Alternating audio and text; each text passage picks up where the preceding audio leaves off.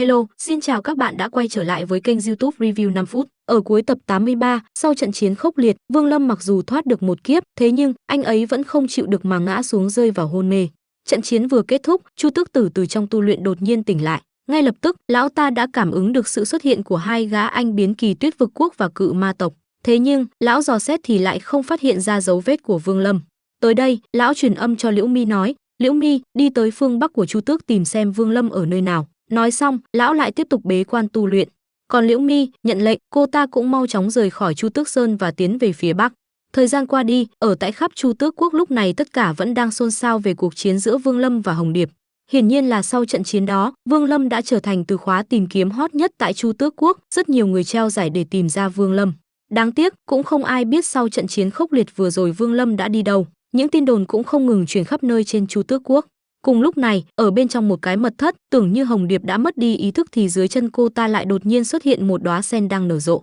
Thế nhưng, đúng vào lúc đó, Kiền Phong đã đi tới, hắn ta cũng liền phát hiện ra bất thường, ngay lập tức phóng ra công kích, hoa sen liền tan vỡ.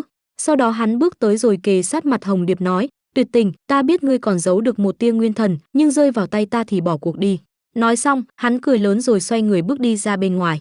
Thời gian qua đi, không lâu sau, Vương Lâm bây giờ đã ở trong một bộ dạng vô cùng tả tơi và thê thảm, quần áo rách nát, trên người chằng chịt những vết loang lổ, mặt mũi thì đầy những vết xước, vẻ bề ngoài không còn là Vương Lâm ngày đó nữa. Thế nhưng, đang trong lúc anh yên lặng thì phía xa có một thiếu nữ đi tới nói: "Người Câm, cha ta bảo ta gọi ngươi về ăn cơm." Nghe vậy Vương Lâm cũng đứng dậy, sau đó cùng cô bé mau chóng trở về. Đến khi cánh cửa căn nhà mở ra, chỉ thấy một vị trung niên đang sắc thuốc. Thấy thế, cô bé kia nhìn lão nói: "Cha, con đã gọi Người Câm về rồi." "Nha Nhi, ngươi thật không biết lớn nhỏ, phải gọi là thúc thúc." Quát xong, ông nhìn Vương Lâm nhẹ nhàng nói: "Tiểu ca, ngươi đừng để ý, đứa trẻ này còn nhỏ vẫn chưa hiểu chuyện, để ta xem vết thương cho ngươi." Dứt lời, ông liền bắt mạch cho Vương Lâm. Sau một hồi, ông ta vui mừng nói: "Tiểu ca, thương thế của ngươi khôi phục tốt lắm, sắp khỏe lại rồi." Nghe vậy Vương Lâm cũng liền gật đầu, còn vị trung niên kia, ông lại tiếp tục làm việc của mình, vừa làm, ông vừa nhớ lại cảnh tượng lúc trước. Thì ra hôm đó, trong lúc đi hái thuốc, ông ta đã vô tình nhìn thấy Vương Lâm đang rơi vào trạng thái nguy kịch.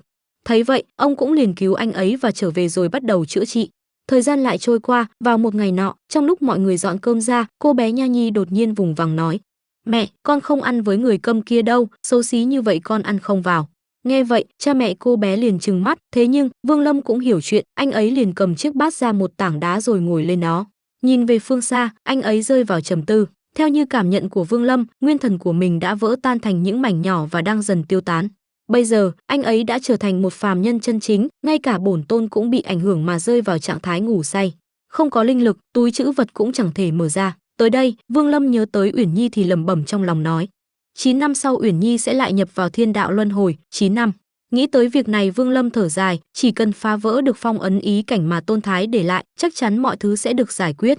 Nói đến đây, Vương Lâm lại nhìn về phía xa, theo đó, thời gian cũng như xoay chuyển. Không lâu sau, Vương Lâm đang ở trong phòng chứa củi thì đột nhiên cô bé tên Nha Nhi kia đi vào rồi nhìn anh ấy nói: "Ngươi đã ở nhà ta 1 tháng rồi, khi nào thì định đi hả? Nhà ta nghèo như vậy làm sao mà nuôi được ngươi?" Nghe vậy mẹ cô bé chạy vào quát: "Nha Nhi, ngươi không được nói như vậy, mau đi ra ngoài." Nói xong, bà nhìn Vương Lâm với vẻ áy náy rồi rời đi. Còn Vương Lâm ở lại đó một mình, anh ấy khẽ hít sâu một hơi rồi lại rơi vào trầm tư. Đến ngày hôm sau, Vương Lâm đã rời khỏi căn nhà đó và một mình lang thang phiêu bạt trong đêm tối chịu đựng từng cái rét và mệt mỏi. Bây giờ, mục tiêu của Vương Lâm là tìm nơi nào đó có linh lực nồng đậm để có thể hấp thu nó và hồi phục lại cơ thể. Thế nhưng đang đi thì bất chợt phía sau anh ấy lại đột nhiên xuất hiện một đoàn thổ phỉ hơn chục tên cưỡi ngựa đi tới. Vừa đi tới gần, một gã đại hán nhìn Vương Lâm rồi cười nói: "Tiểu tử này xấu thật, làm khúc cây cản đường quá tốt rồi."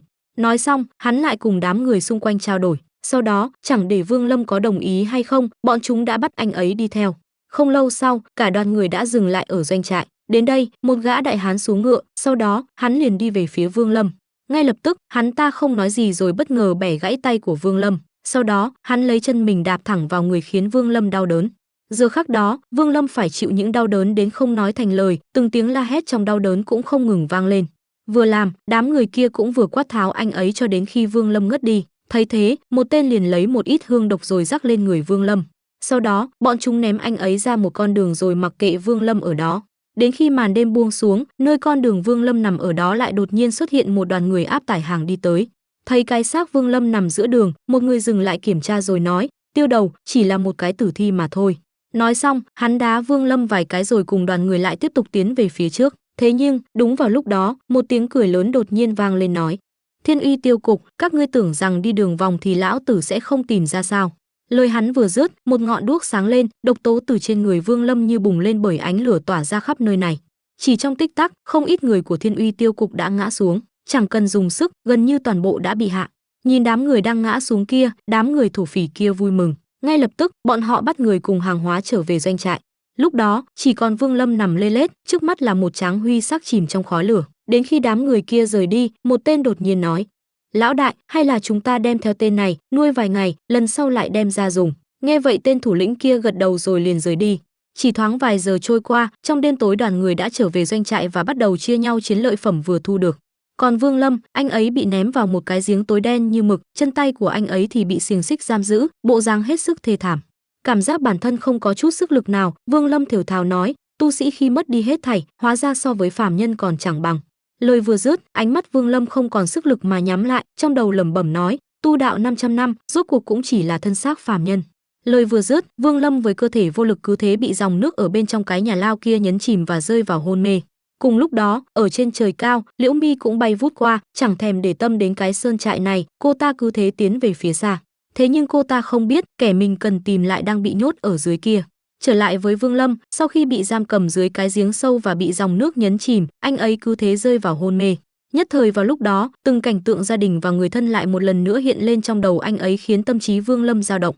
Bất chợt mở hai mắt, Vương Lâm lại đột nhiên phát hiện nơi đây có từng dòng linh lực đang không ngừng chảy tới. Không chậm trễ, Vương Lâm mặc kệ dòng nước đang nhấn chìm mình, anh ấy chậm rãi nhắm mặt lại rồi tiến hành thổ nạp.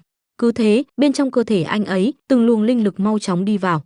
Đáng tiếc, linh lực chưa kịp thẩm thấu, trong thân thể Vương Lâm lại dường như có một tầng ngăn cách cản trở linh lực đi sâu vào bên trong.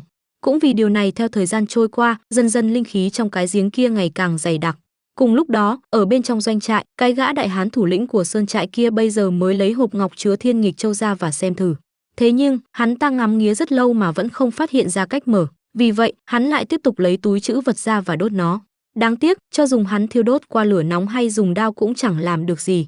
Tới đây hắn ta lộ ra ý tưởng cười lớn nói: đúng là bảo bối, đặt thứ này trước ngực nếu gặp nguy hiểm nó có thể cứu mình một mạng. Tiểu tử kia lấy nó ở đâu, ta phải tra khảo hắn mới được. Nghĩ tới đây hắn liền đứng dậy, đi ra khỏi lầu, tiến thẳng tới địa lao của sơn trại. Rất nhanh, hắn ta đã đi tới cái giếng giam giữ Vương Lâm. Thế nhưng, vừa khi hắn đi tới, chỉ thấy một tên lính canh thân hình đã mềm nhũn rồi rơi thẳng xuống giếng. Sau đó, thân hình Vương Lâm với gương mặt băng lãnh cùng bộ quần áo rách nát và tả tơi đến mức thê thảm cũng liền hiện ra. Thấy ánh mắt của Vương Lâm, ánh mắt của lão đại hán liền hiện lên một sự sợ hãi cực độ. Không kịp suy nghĩ nhiều, hắn ta liền quay đầu bỏ chạy. Đến đây thì hết tập 84 tiên nghịch, theo dõi kênh YouTube Review 5 phút để biết thêm chi tiết trong tập 85 các bạn nhé. Video đến đây là hết, xin chào và hẹn gặp lại.